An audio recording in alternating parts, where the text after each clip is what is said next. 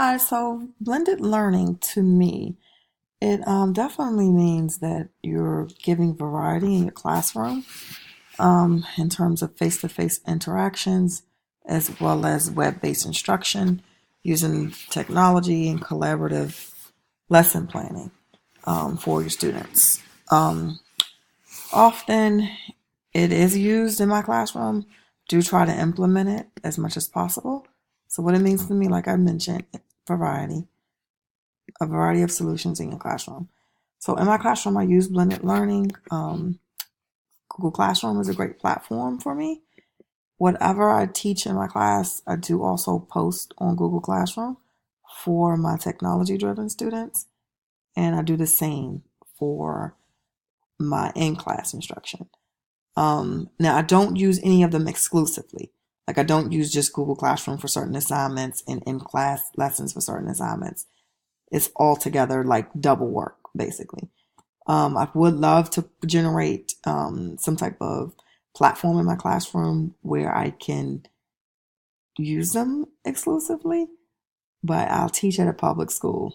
So the chances of doing something like that is very, really slim, because I have to give variety instruction to all the students for diverse learners. So sometimes I have to do something more than twice, do it in three different types of ways, visual aids, all that type of good stuff. Audio, definitely have to speak it out. I also have to have a hard copy of the instructions too.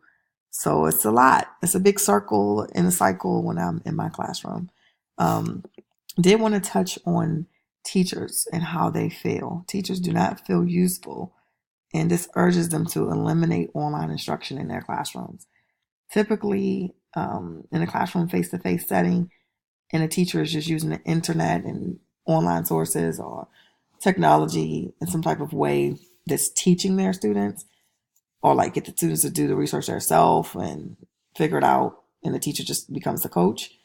It kind of gives that teacher that different role in the classroom as a facilitator.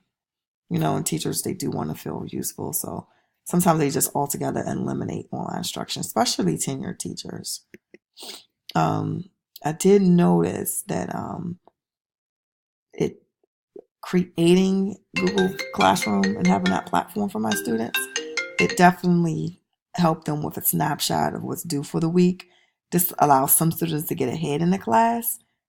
And then when I actually go over the face-to-face instruction, they actually have more insight because they saw it already on Google Classroom.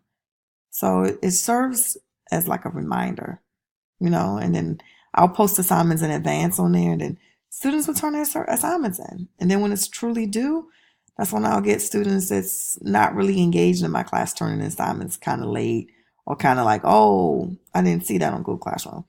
They're just not really into it, or maybe they don't have the resources at home, But the face-to-face instruction is required because I do teach at a public school.